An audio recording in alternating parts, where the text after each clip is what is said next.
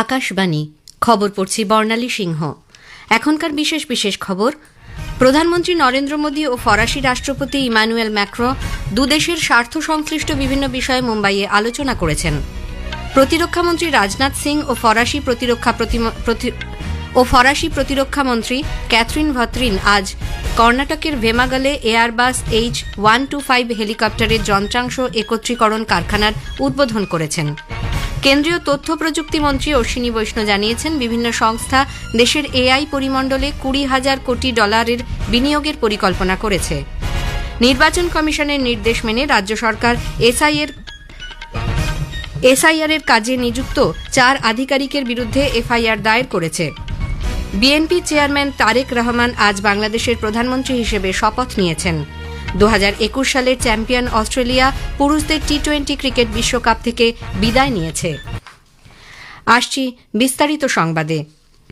প্রধানমন্ত্রী নরেন্দ্র মোদী এবং ফরাসি রাষ্ট্রপতি ইমানুয়েল ম্যাক্রো আজ মুম্বাইয়ের লোকভবনে দ্বিপাক্ষিক আলোচনায় মিলিত হন। দুই নেতা প্রতিরক্ষা, নিরাপত্তা, বাণিজ্য এবং সাংস্কৃতিক বিনিময় সহ গুরুত্বপূর্ণ ক্ষেত্রগুলিতে ভারত ও ফ্রান্সের মধ্যে কৌশলগত সহযোগিতা নিয়ে আলোচনা করেন। তিনি জানান, দুদেশের মধ্যে সম্পর্ক চিরাচরিত কূটনীতির বাইরে গিয়ে তা জনগণের বন্ধুত্বে পরিণত হয়েছে। भारत और फ्रांस के संबंध बहुत ही विशेष है। फ्रांस भारत के सबसे पुराने स्ट्रेटेजिक पार्टनर्स में से एक है और प्रेसिडेंट मैक्रो के साथ मिलकर हमने इस स्ट्रेटेजिक पार्टनरशिप को अभूतपूर्व गहराई और ऊर्जा दी है। इस विश्वास और साझा विजन के आधार पर आज हम अपने संबंधों को स्पेशल ग्लोबल स्ट्रेटेजिक पार्टनरशिप के रूप में स्थापित कर रहे हैं। ये पार्टनरशिप केवल स्ट्रेटेजिक नहीं है, आज के उथल पुथल से भरे युग में यह ग्लोबल स्टेबिलिटी और ग्लोबल प्रोग्रेस की पार्टनरशिप है। মুম্বাই সফরকালে ফ্রান্সের রাষ্ট্রপতি ইমানুয়েল ম্যাক্রো ঐতিহাসিক তাজমহল প্যালেস হোটেলে 26/11 মুম্বাই সন্ত্রাসবাদী হামলায় শহীদদের প্রতি শ্রদ্ধা জানান এবং সন্ত্রাসবাদের বিরুদ্ধে লড়াইয়ে ভারতের সঙ্গে সংহতি পুনর্ব্যক্ত করেন। সমাজ মাধ্যমে শেয়ার করা এক বার্তায় তিনি নিহতদের পরিবার এবং প্রিয়জনদের প্রতি শ্রদ্ধা জানিয়ে বলেন, সন্ত্রাসবাদের প্রশ্নে ফ্রান্স ঐক্য ও দৃঢ়তার সঙ্গে ভারতের পাশে দাঁড়িয়েছে। রাষ্ট্রপতি ম্যাক্রো ভারতীয় চলচ্চিত্র জগতের বিশিষ্ট ব্যক্তিত্বদের সঙ্গেও আজ আলাপচারিতায় যোগ দেন এবং দুদেশের মধ্যে সাংস্কৃতিক সম্পর্কের কথা তুলে ধরেন। বিশ্বব্যাপী অনিশ্চয়তার মধ্যেও ভারত ও ফ্রান্সের মধ্যে সম্পর্ককে আন্তর্জাতিক স্থিতিশীলতা রক্ষায় এক শক্তি বলে প্রধানমন্ত্রী নরেন্দ্র মোদী ব্যক্ত করেছেন। ফরাসি রাষ্ট্রপতি ইমানুয়েল ম্যাক্রোর সঙ্গে আজ মুম্বাইতে বৈঠকের শেষে যৌথ সাংবাদিক সম্মেলনে প্রধানমন্ত্রী একথা বলেন। তিনি জানান, দুদেশের মধ্যে সম্পর্ক চিরাচরিত কূটনীতির বাইরে গিয়ে তা জনগণের বন্ধুত্বে পরিণত হয়েছে। বিশেষত ভারত ও ফ্রান্সের মধ্যে 2026 ইয়ার অফ ইনোভেশন বলে চিহ্নিত হওয়ার পর এই সম্পর্ক আরও জোরদার হয়েছে। প্রধানমন্ত্রী এয়ারবাস H-125 হেলিকপ্টার যন্ত্রাংশ কারখানার উল্লেখ করে বলেন, এটাই make in India make for the world এর প্রকৃত উদাহরণ। आज भारत में हेलीकॉप्टर असेंबली लाइन का उद्घाटन हमें गर्व है कि भारत और फ्रांस मिलकर माउंट एवरेस्ट की ऊंचाइयों तक उड़ान भरने वाला विश्व का एकमात्र हेलीकॉप्टर भारत में बनाएंगे और ये पूरे विश्व को एक्सपोर्ट भी करेंगे। यानी India France partnership knows no boundaries.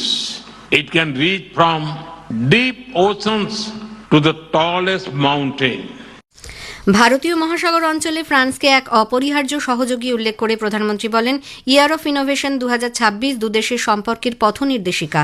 তিনি বলেন, সহযোগিতার মাধ্যমে উদ্ভাবন হয়, একাকিত্বের মধ্যে নয়। তিনি বলেন, স্বচ্ছ জ্বালানি ও ডিজিটাল স্বাস্থ্য ব্যবস্থায় যে আন্তর্জাতিক চ্যালেঞ্জ রয়েছে তা মোকাবিলা করতে স্টার্টআপ, ক্ষুদ্র ও মাঝারি শিল্প ও গবেষণা কেন্দ্রগুলির মধ্যে সম্পর্ক স্থাপন করাই দুদেশের লক্ষ্য। প্রতিরক্ষামন্ত্রী রাজনাথ সিং ও ফরাসি প্রতিরক্ষা মন্ত্রী ক্যাথরিন ভত্রিন আজ কর্ণাটকের ভেমাগলে এয়ারবাস H-125 হেলিকপ্টারের যন্ত্রাংশ একত্রীকরণ কারখানার উদ্বোধন করেছেন। ভারতীয় বিমান বাহিনীর প্রধান AP সিং ও এই অনুষ্ঠানে উপস্থিত ছিলেন। উদ্বোধনী অনুষ্ঠানে প্রতিরক্ষামন্ত্রী বলেন, H-125 প্রকল্প পুরোদমে চালু হলে $1,000 কোটি বিনিয়োগ হওয়ার সম্ভাবনা রয়েছে এবং সরাসরি ও পরোক্ষভাবে বহু যুবকের কর্মসংস্থানের সৃষ্টি হবে। কেন্দ্রীয় ইলেকট্রনিক্স এবং তথ্য প্রযুক্তি মন্ত্রী অশ্বিনী বৈষ্ণব বলেছেন যে বিনিয়োগকারী এবং পরিকাঠামোগত সংস্থাগুলি ভারতের এআই পরিমণ্ডলে প্রায় 20,000 কোটি ডলার বিনিয়োগের পরিকল্পনা করেছে। 1 থেকে 2 বছরের মধ্যে তা বাস্তবায়িত হবে বলে আশা করা হচ্ছে। আজ নতুন দিল্লিতে কৃত্রিম মেধা শিখর সম্মেলনের এআই ইম্প্যাক্ট সামিটে তথ্য ও সম্প্রচার মন্ত্রকের প্যাভিলিয়নের উদ্বোধনকালে শ্রী বৈষ্ণব একথা বলেন। কেন্দ্রীয় বৈদ্যুতিন ও প্রযুক্তিমন্ত্রী অশ্বিনী বৈষ্ণব বলেছেন, কৃত্রিম মেধা নিয়ে যুবাদের মধ্যে সাংঘাতিক উদ্দীপনা রয়েছে। নতুন দিল্লিতে আজ ইন্ডিয়া এআই শীর্ষ সম্মেলনে আকাশবাণী সংবাদকে দেওয়া একান্ত সাক্ষাৎকারে শ্রী বৈষ্ণব বলেন, আর্টিফিশিয়াল ইন্টেলিজেন্স, পরিকাঠামো এবং প্রযুক্তি বিষয়ে বিশ্বের মধ্যে ভারতের অবস্থানকে চিহ্নিত করে এই উদ্দীপনা। তিনি আরও বলেন, প্রধানমন্ত্রী নরেন্দ্র মোদী যেভাবে ভারতকে বিশ্বমঞ্চে স্থাপন করেছেন তা বিশ্বের বৃহত্তম এআই সামিটে স্পষ্টভাবে প্রমাণিত হয়েছে। नौजवानों में बहुत उत्साह है एआई के लिए और जिस तरीके से यहाँ पर एनर्जी दिखाई देती है उस एनर्जी से स्पष्ट है कि विश्व भर में भारत की जो पहचान बनी है एआई के लिए, इंफ्रास्ट्रक्चर के लिए, टेक्नोलॉजी के लिए, जिस तरह से माननीय प्रधानमंत्री श्री नरेंद्र मोदी जी ने विश्व भर में देश की नई पहचान बनाई है वो एकदम स्पष्ट इस दुनिया के सबसे बड़े एआई समिट में दिखाई देता है। প্রধানমন্ত্রী নরেন্দ্র মোদী বলেছেন, কৃত্রিম মেধা শিখর সম্মেলন সৃজনশীল ক্ষমতাকে উস্কে দিতে এক শক্তিশালী মাধ্যম। সমাজ মাধ্যমের এক বার্তায় তিনি বলেছেন, এই সম্মেলন ভারতীয় প্রতিভার অসাধারণ সম্ভাবনা প্রদর্শনের সুযোগ এনে দিয়েছে। বিশ্বব্যাপী কল্যাণের ক্ষেত্রে তা উল্লেখযোগ্য। তিনি আরও বলেছেন, মানব সভ্যতার অগ্রগতিতে কৃত্রিম বুদ্ধিমত্তার সুষ্ঠু ব্যবহারে সরকার দায়বদ্ধ। উল্লেখ্য, প্রধানমন্ত্রী গতকাল নতুন দিল্লির ভারত মণ্ডপমে ইন্ডিয়া এআই ইম্প্যাক্ট এক্সপো 2026-এর উদ্বোধন করেন। খবর শুনছেন আকাশবাণী কলকাতা কেন্দ্র থেকে। নির্বাচন কমিশনের নির্দেশ মেনে রাজ্য সরকার এসআইআর এর কাজে যুক্ত 4 আধিকারিকের বিরুদ্ধে এফআইআর দায়ের করেছে। এরা হলেন পশ্চিমবঙ্গের দক্ষিণ 24 পরগনার বারুইপুরের ইআরও দেবোত্তম দত্ত চৌধুরী, এইআরও তথাগত মণ্ডল এবং পূর্ব মেদিনীপুরের ময়নার ইআরও বিপ্লব সরকার ও এইআরও সুদীপ্ত দাস। এর আগে গত শুক্রবার রাজ্যের মুখ্য সচিব নন্দিনী চক্রবর্তীকে নতুন দিল্লি নির্বাচন সদনে তলব করে কমিশন আজ বিকেল 5টার মধ্যে ওই 4 আধিকারিকের বিরুদ্ধে এফআইআর দায়েরের সময়সীমা বেঁধে দেয়। এরপরই রাজ্য সরকারের এই পদক্ষেপ। বিএনপির চেয়ারম্যান তারেক রহমান আজ বাংলাদেশের নতুন প্রধানমন্ত্রী হিসেবে শপথ নিয়েছেন। এর ফলে মোহাম্মদ ইউনূসের অন্তর্বর্তী প্রশাসনের প্রায় 18 মাসের অনিশ্চয়তা শেষে এক নতুন রাজনৈতিক অধ্যায় শুরু হল। ঢাকার জাতীয় সংসদ ভবনের সাউথ প্লাজায় শপথ গ্রহণ অনুষ্ঠান পরিচালনা করেন রাষ্ট্রপতি মোহাম্মদ শাহাবুদ্দিন। উল্লেখ্য, দীর্ঘদিন ধরে ঢাকার বঙ্গভবনে শপথ গ্রহণ অনুষ্ঠান সম্পন্ন হয়ে এসেছে। দিনের শুরুতে Bangladesh national party BNP Tarek রহমানকে দলের নেতা নির্বাচন করে। প্রধানমন্ত্রী হিসেবে আগামী 5 বছরের জন্য রহমান দায়িত্ব নিলেন।